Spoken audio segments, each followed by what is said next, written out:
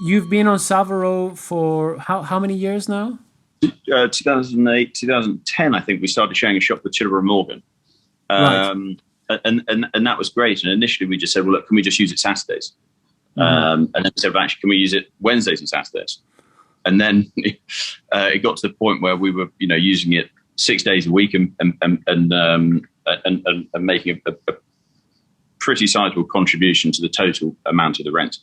Hmm. And then one day Ian saw someone walking down carrying some boxes and just went up to them and said, are you moving out? And they went, yeah, there we are. So Ian very quickly grabbed the details of the company that were moving out, and we entered into a bit of a bidding war to take on the premises.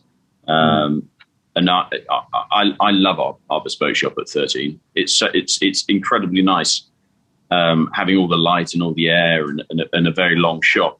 Well, you know what it's like at Chilborough and Morgan. A lot of these shops have, the sole source of air is the front door. Yes. And the back on a hot day, it can get pretty feisty. Yeah. And luckily we've got windows and doors and things all the way through. So it's a really nice, light working environment, and obviously very welcoming, I think, for customers. Once you're brave enough to walk up the first flight of stairs. Yeah, yeah. So 2010. That's a good amount of time. Now I think you guys are pretty much outsiders to this industry in a good sense that you don't have the attachments that other tailors may have, because you literally have to kind of like create your own future, and you haven't inherited like a shop or a name. Yeah. James, what would you say, in to your experience, the things that you've observed in the last, let's say, 10 years, 15 years, whatever? What do you think that are some of the biggest challenges for a place like Savile Row? And what blind spots do you think some of the existing companies could have that they may not be aware of? Um, I think some of it can actually be said of any sort of craft industry, in the sense that we're very reliant on learning our craft and the purity of it. And the moment you harness any form of technology, that you're sort of belittling the craft. And it's a statement that I totally disagree with. Right. Case in point, I should actually look up the figures and tell you, but I think roughly to date we've made 65,000 bespoke suits, roughly. Right, right. And these are bespoke suits, not like Bespoke, right. bespoke. That's not including our ready to wear, or we used to do made to measure, blah blah blah. But you imagine how much space 65,000 suit patterns take up. It's an aircraft, an aircraft hangar, because we used to pay for it to store it. Yeah. It would take, we had, I don't know, 10 customers called John Smith. So not only did you have to find John Smith in a warehouse the size of an aircraft hangar, you had to find the right one. Yeah. So now we make the pattern, whether we make it whichever way, on a digitized Gerber system, or we make the pattern by hand. We scan the pattern, and we store all our files and all our patterns digitally. Right. Apart from some of the sort of very sort of sentimental ones, like mine, or I'm joking. Actually, mine is digitally stored. But it means that we have access to it anywhere, because we are global, and we have premises in 4 different countries. It means that if we have a question on one of our New York guys has a question on a suit, we can look at the suit pattern in New York and the suit pattern in London in real time and agree what changes or what things we need to do to it. Rather than sending a paper pattern or trying to use a Zoom call or a Skype call to show a run or whatever it might be. So, that's not bastardizing the bespoke trade at all. It's adding to it. We can look in 4 different locations and get 4 different opinions of our sort of head tailors in each location of what we should do, and update it in real time so everyone agrees to it. So there's so many ways that an industry can use technology, or progression, let's call it, without the sort of bastardization. And I think that our industry is sort of too hell-bent on not thinking forward and just saying, look, we always do it like this because it's better, because we've always done it like this, and not questioning how to make things better. Right. And that is slightly my thing about, if you're trying to make a scalable business using outworkers, Every single one of them is making to a different standard. Yeah. Every single one is making a different looking suit. So if you make me a suit, coat maker A makes me a suit, then coat maker B makes me a suit, I might find that my iPhone doesn't fit in one of them.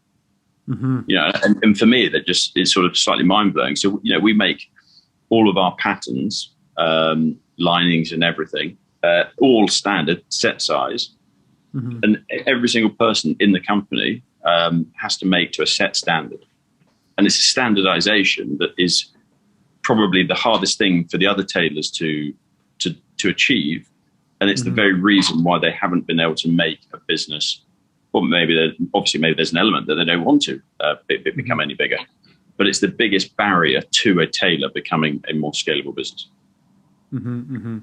Yes, it's funny you say that, because first of all, I totally agree with that. I think that modernization of a lot of things that are already there, but they just take a lot of space and are taking a lot of time to just go through, it's just a no-brainer. I don't know exactly where the resistance or the temptation to resist comes from. It could be just flat out not wanting to put out the work, because it does take some effort. You have to learn new things and you have to figure out, create something, some infrastructure for that. But I've been thinking about this, and I'd like to know your opinion. So there is a clientele that says, look, I like tailoring, bespoke tailoring, for the romance of it, right? I like to go there, have the experience. I like to see my handmade pattern and all of that. Then there is the other type of client that says, look, I don't actually really care about how the thing is done, as long as I have just a nice suit that I could wear and like a good experience along the way. How much do you think that clients influence the mentality of the tailors? Because tailors, I can assume that some tailors are thinking like, oh, if we change this and we modernize this, then maybe the romantic client doesn't come back, we lose our face and this and that. How much of it do you think is down to the tailor kind of like telling the client what's up, or how much of it is the client telling the tailor like, hey, maybe you could do this and that, I think there's an element of it, some of it being customer driven. I don't think a lot of it, but I think some of it is customer driven. But I think a lot of it is, we're a craft-based industry. I remember reading an article. I'm not going to tell you which tailor it was, but I think it was in 2014 or 2016. There was an article in the Times saying Savile Row is moving forward. It's brilliant, and it wasn't a sort of an ironic sort of piece or anything. It just said, Savile Row is moving forward. It's begun emailing its customers, led by this tailor. And I just look at it and think, well, name another leading industry, a global leading industry, that could have survived to this day not doing emails to its customers.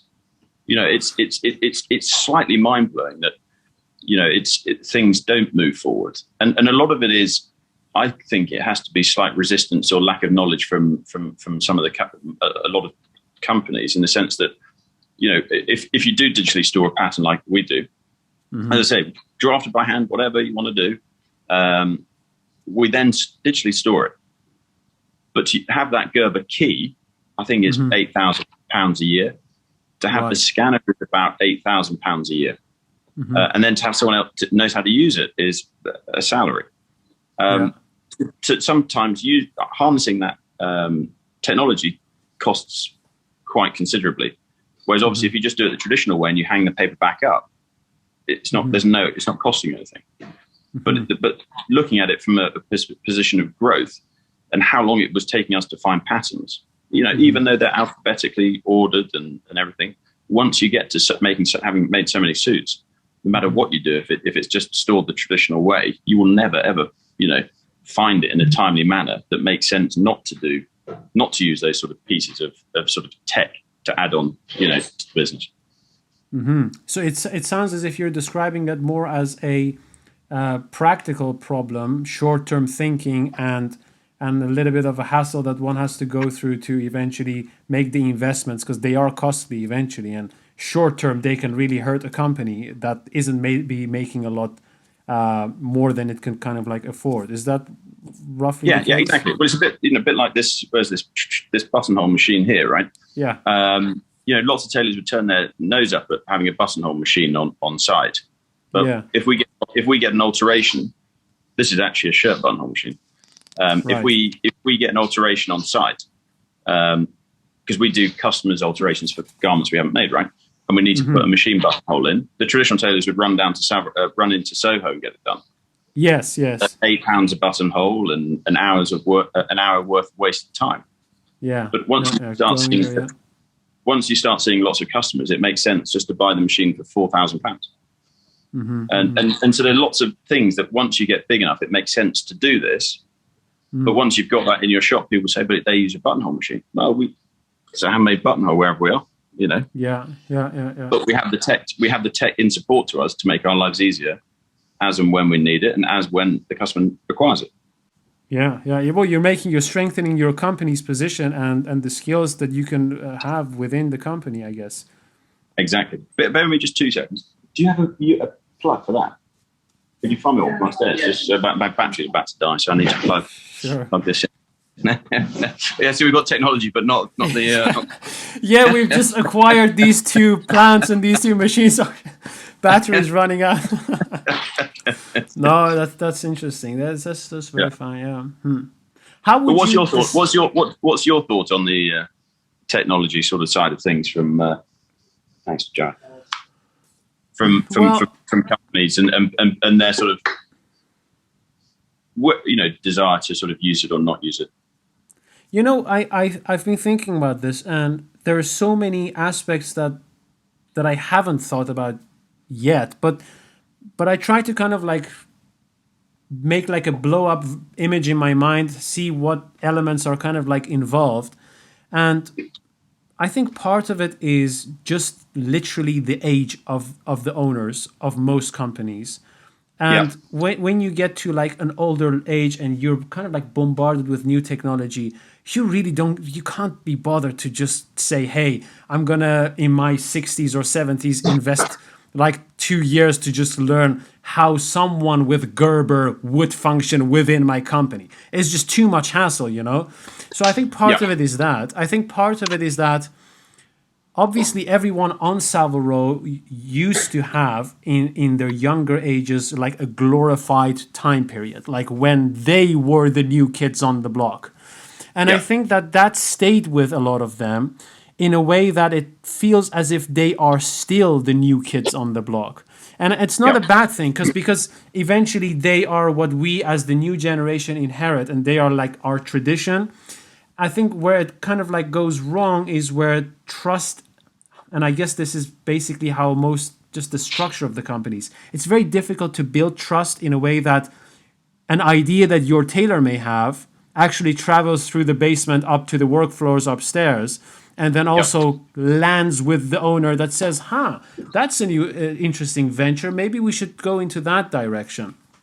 Yeah. So I think part of it is like age. Part of it is there is a weird infrastructure of communication within the companies that doesn't allow the janitor who's observed something to improve the smallest thing ever in the company and then spread that across the company. And I also think it's because things are so expensive in that street and it's so costly, you can't maneuver really around things that cost just a little bit more than the things that you already are doing. So I think those are some of the things that I've been observing so far. And I also think that there isn't enough trust within apprentices coming into the shops actually being invested in a way that the company says, look, we know that you or some of you may eventually leave, but we are willing to invest the time in you so that if you did like this company, you can stay and actually try as a company to make them stay. But because there isn't a lot of effort to make them stay, naturally they leave. And then when they leave, it's like, you see, we were right. They all leave, So I think part of it is a little bit of that. And I definitely communication is. I think definitely there's a huge part of communication within the tailoring fraternity is also what's missing. Actually, how many times have you heard that tailors can't cut sleeves? The cutter can't cut sleeves, and the coat maker has to do it. And you're like, hold on, this head cutter, and he can't cut a sleeve that fits into a body. For me, it's it's mind blowing that someone could have been in their career for 30 years. Regarded as the best guy, but can't cut a sleeve. Like, but it's not necessarily the cutter's fault, right? It's just the fact that by the time the garment goes to the coat maker, the coat maker, who is probably, as I say, could be an outworker, it could be based in a house, whatever, but there isn't that communication. And that's the story that we're always told, that the cutter works so closely with the coat maker to make the perfect thing. But the coat maker doesn't dare tell the cutter he's done it wrong. Yeah, true. And the coat maker does it. Yeah, if anything, what happens is that the coat maker fixes the cutter's fault, and the cutter thinks he's like really good at his job. Exactly. But because we don't use any outworkers, right? Every single person has to make a piece of work that's going to go around our workshop, around the floor. You have a feedback system. So we run a sectionalized system. So obviously we have individual coat makers, but then most of our stuff is we make on a sectionalized system. So one team will make collars, one team will make the sleeves, one team will make the padding and the padding and the collars and all that sort of stuff. And that's I think personally, and I'm happy for anyone to sort of disagree with me, is the best way of getting the most amount of consistency. And is the best way of training people quickly on all the different sort of functions, because it's repetition that's important. And it's, an easier way, I suppose, also of growing a workshop up. Yeah, totally agree, man. You allow mastery to happen a lot quicker. You allow a good feedback loop to occur. You create a sort of like a blueprint of how the company is supposed to function, so that if something goes wrong, you know exactly where to locate it and kind of like fix it there. Exactly. And we track every process of every garment we make. So I can track who made the sleeve for this in real time. So I can see if it's taken too long, why it's taken too long. Has there been a query, a question on it, a problem on it? And all those little things, it just doesn't take any longer, but it just tells us, the entire company, in real time, where every single garment is in its production cycle. Yes. So here's a question regarding this whole approach to a systematic way of running this company. Clearly, when tailors are being trained up, they are just trained to learn the technical tailoring craft things. They're not really trained to run or set up or expand a tailoring company, right? Yeah. Maybe they pick up some things to run a tailoring workshop, but a company, is very different. Do you think that with the approach that you guys are having, one is required to introduce a new way of educating and training up tailors, so that they're not just restricted to knowing how to make sleeves, collars, jackets, trousers, or whatsoever? I think, everybody has to learn all of the different facets of it. Yeah. I would say that we probably make 75% of our garments using a pocket machine. Right. It's laser guided on a suction board. It's exactly the same sewing machine as everybody else uses, but it has 2 needles and it's laser guided and sews through. Yeah. But if and when that machine goes down, we can't just stop work, right? So everybody still has to know the function of how to make the pocket. And so, as I say, you have to have a fail-safe in place. What happens if our printer goes down and we can't print out a customer's pattern? What is our plan B, or what's our sort of standard plan B when we've got an urgent order and it's a cloth from Italy and it's in August and we can't get the cloth for 4 weeks? We have to have all these sort of different systems in place that don't mean that we fall flat on our arse, basically. How about management? Do you guys choose your managers based on also their practical and like sartorial know-how, or do you focus more on who can just understand the system better than anyone else?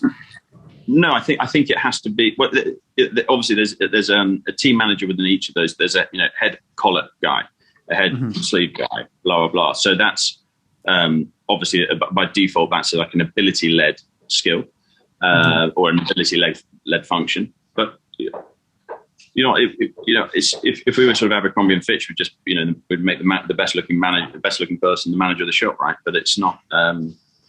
It's not always the way it's done. It's got to be the right person, the right function, at the right time. And So knowing our system is really easy to use, by the way. It's not difficult. That honestly, someone who had never used a computer before, well, like Stephen, when he joined us, he was head cutter at Norton's, and he's worked at Anderson and Shepherd, and he's worked as a cutter at Huntsman, but never used a computer at work. But he uses it brilliantly, and every single fitting, he puts everything on the computer. So the notes are stored digitally for us all to see.